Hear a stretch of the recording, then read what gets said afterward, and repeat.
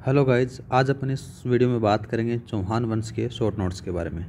ठीक है, तो सबसे पहले बात करते हैं चौहान वंश की उत्पत्ति कैसे मानी जाती है। तो पृथ्वीराज रासो के अनुसार जो चौहान वंश है उनकी उत्पत्ति अग्निकुंड से बताई जाती है। ठीक है, आगे बात करें तो बिजोलिया का जो शिलालेख के अनुसार जो चौहान हैं वो वत्स गोत्रीय ब्राह्मण थे, ये भी याद रखना। दो इतिहासकार आते हैं, एक तो आता है टोड और दूसरे आते हैं स्मिथ। ये मानते हैं कि चौहानों की उत्पत्ति विदेशियों से हुई है। डॉक्टर भंडारकर ने इनको खज्जर जाति से माना है। कौन सी जाति से माना है? खज्जर जाति से माना है चौहान वंश के लोगों को। सुंदा माता अभिलेख में इनको महर्षि वशिष्ठ की संतान भी बताया गया है। ये याद रखना कि कौन से अभिलेख के अंदर से चौहानों को महर्षि वशिष्ठ की संतान बताया है। तो ऐसा सवाल सीधा बन सकता है, तो याद रखना सुंदा माता अभिलेख से। आगे बात करते हैं, चौहान प्रारंभ में गुर्जर प्रतिहारों के सामंत हुआ करते थे। आगे चर्चा करें तो चौहानों की आरंभिक राजधानी थी अहिछत्रपुर, जो नागौर में थी। ये भी याद रखना। आपसे सीधा सवाल पूछ सकता है कि चौहानों की आरंभिक राजधानी कौन सी थी या प्रारंभिक राजधानी कौन सी थी? अहिछत्रपुर थी, नागौर। अब बात करते हैं चौहानों की शाखा, स्थापना और उनके संस्थापकों के बारे में। सांबर शाखा है, ये भी चौहानों की है। इसकी स्थापना 551 ईस्वी में की जाती है। इसके जो संस्थापक हैं वासुदेव को माना जाता है।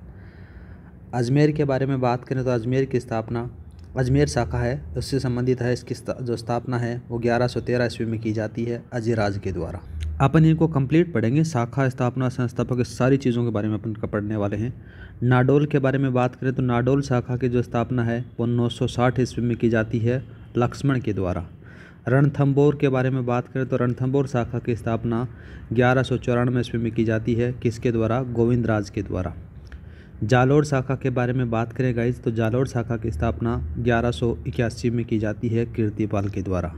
हाड़ौती के बारे में बात करें तो हाड़ौती शाखा की स्थापना 1241 ईस्वी में की जाती है देवी सिंह हाड़ा के द्वारा।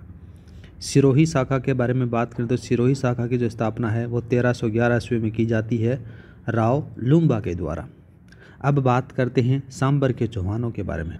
सांबर के चौहानों के बारे में बात करें तो याद रखना सबसे पहले मेन जो चीज़ें हैं कि चौहान, जो सांबर के चौहान हैं, इसके अंदर से कौन कौन से राजा हैं। तो सबसे प्राथमिक जो राजा माने जाते हैं वासुदेव को माना जाता है, जो सांबर के चौहान की स्थापना करते हैं 551 में। फिर इसके बाद में नर्प आते हैं, फिर दुर्लभ राज आते हैं, गुवक प्रथम आते हैं, चंद्र राज आते हैं, सिंह राज, विग्रह राज सेकंड, दुर्लभ राज सेकंड, गोविंद राज थर्ड आते हैं, वीर्य राज आते हैं, फिर चामुंडा राज आते हैं, फिर दुर्लभ राज थर्ड आते हैं, फिर विग्रह राज थर्ड आते हैं, फिर लास्ट में आते हैं अजिराज। ये याद रखना। तो गाइज इसमें एक चीज़ याद रखना, जो सांबर के चौहान हैं उसमें जो प्रथम राजा है नाम आता है वासुदेव चौहान का, और अंतिम राजा का नाम याद रखना अजिराज का। आगे बात करें तो चौहानों की जो कुल देवी हैं उनके बारे में बात करते हैं। तो सांबर के चौहानों की जो कुल देवी हैं उसका नाम है शाकंभरी माता। जालोर के चौहानों की कुल देवी है उनका नाम आशापुरा माता। सीकर के चौहानों की जो कुल देवी है उनका नाम है जीर्ण माता। ठीक है गाइज, आगे बात करते हैं वासुदेव के बारे में। मैंने उन्हीं राजाओं को लिया है, उन्हीं चौहान राजाओं को लिया है जो मेन इंपॉर्टेंट हैं, एग्ज़ाम ओरिएंटेड से हैं, इम्पोर्टेंट हैं और एग्ज़ाम की दृष्टि से ज़्यादा पूछे जाते हैं। वासुदेव के बारे में बात करते हैं तो वासुदेव के द्वारा 551 में चौहान वंश की नींव रखी जाती है। चौहान वंश के संस्थापक ये माने जाते हैं। आगे बात करें तो जो सांबर झील है उस सांबर झील का निर्माण वासुदेव चौहान के द्वारा करवाया जाता है। इसके बारे में बिजोलिया शिलालेख के अंदर से पता चलता है। अब बात करते हैं बिजोलिया शिलालेख। बिजोलिया शिलालेख का जो है स्थापना 1170 ईस्वी में पार्श्वनाथ मंदिर के पास इसके भीलवाड़ा में की गई थी। और बात करें तो बिजोलिया शिलालेख के अंदर से इसमें से चौहान वंश की संपूर्ण जानकारी देखने को मिल जाती है। बिजोलिया शिलालेख है, इसकी भाषा संस्कृत है, इसमें पदों की संख्या 13 है। इसके जो रचयिता हैं बिजोलिया शिलालेख के, तो नाम याद रखना गुणभद्र है। लेखक बात करें तो कयस्थ केशव हैं। ठीक है, टोड, कर्नल जेम्स टोड के द्वारा बिजोलिया का वास्तविक नाम विजयावली है, ये भी याद रखना। कर्नल टोड हैं वो बिजोलिया का जो वास्तविक नाम है वो विजयावली बताते हैं। ठीक है, और बात करते हैं इस अभिलेख के अंदर से आपको क्या क्या देखने को मिलेगा। तो याद रखना गाइज, इस शिलालेख में जालौर का नाम जबालीपुर दिया गया है, सांबर का नाम शाकंभरी दिया गया है, भीनमाल का नाम श्रीमाल नाम देखने को मिल जाता है। आगे बात करते हैं गुवक प्रथम के बारे में। गुवक प्रथम हैं, ये भी चौहान वंश के राजा माने जाते हैं। इसने सीकर में हर्षनाथ जी का मंदिर बनवाया था। याद रखना, हर्षनाथ जी चौहानों के कुल देवता माने जाते हैं। ठीक है, आगे बात करें तो गुवक प्रथम है, ये नागभट्ट सेकंड का सामंत था। ठीक है, गुवक सेकंड के बारे में चर्चा करते हैं तो गुवक सेकंड ने क्या किया, इसने कन्नौज शासक भोजराज की बहन कलावती से विवाह किया था। ज़्यादा कोई खास इसके बारे में है नहीं। आगे बात करते हैं चंद्रराज के बारे में। चंद्रराज के बारे में बात करें तो इसकी पत्नी नाम आ जाता है आत्म प्रभा, या फिर देखने को मिलेगा रुद्राणी, शिव की भक्त हुआ करती थी। ठीक है, और बात करें तो जो रुद्राणी थी या फिर जो चंद्रराज की जो पत्नी थी, ये पुष्कर में शिवाजी के सामने 1000 दीपक जलाती थी। ठीक है, ये थोड़ा सा चेंज कर लेना गाइज, यहाँ पर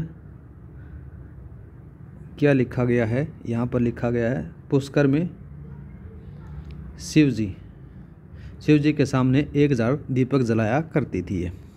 ठीक है, आगे बात करते हैं गोविंद राज थर्ड के बारे में। गोविंद राज थर्ड के बारे में बात करें तो इसने फरिश्ता ने इसे गजनी के शासकों को मारवाड़ में आगे बढ़ने से रोकने वाला कहा गया है। ठीक है, पृथ्वीराज विजय जिसको बोला जाता है जय नायक में इसकी उपाधि नाम बात करें तो क्या नाम देखने को मिल जाता है, वेरी घरट के नाम से भी देखने को मिल जाता है। पृथ्वीराज फर्स्ट के बारे में बात करते हैं जो एग्जाम ओरिएंटेड बहुत ज़्यादा इम्पोर्टेंट है। पृथ्वीराज फर्स्ट के बारे में बात करें तो इसने 1105 ईस्वी से 700 चालुक्यों को मारा जो पुष्कर के ब्राह्मणों को लूटने आए थे। याद रखना, 1105 ईस्वी में 700 चालुक्यों को मार दिया था जो पुष्कर के ब्राह्मण थे, उनको लूटने आए थे। किसने मारा? पृथ्वीराज फर्स्ट ने मारा। पृथ्वीराज फर्स्ट था, ये एक शिव का भक्त हुआ करता था। पृथ्वीराज फर्स्ट की उपाधियों के बारे में बात करें तो बहुत बार पूछा जाता है, परम भट्टारक, महाधिराजा, परमेश्वर, इनकी उपाधियाँ थोड़ी फेमस मानी जाती हैं। ठीक है गाइज, तो ये था चौहान वंश, यहाँ पर कंप्लीट हो जाता है। आगे अपन पढ़ेंगे अजमेर के चौहानों के बारे में। आज के लिए इतना ही, मिलते हैं नेक्स्ट क्लास में। जय हिंद, जय भारत। क्लास की पीडीएफ फाइल आपको टेलीग्राम पर मिल जाएगी। टेलीग्राम का जो लिंक है डिस्क्रिप्शन में दे रखा है, वहाँ पर जाकर आप ज्वाइन कर सकते हो।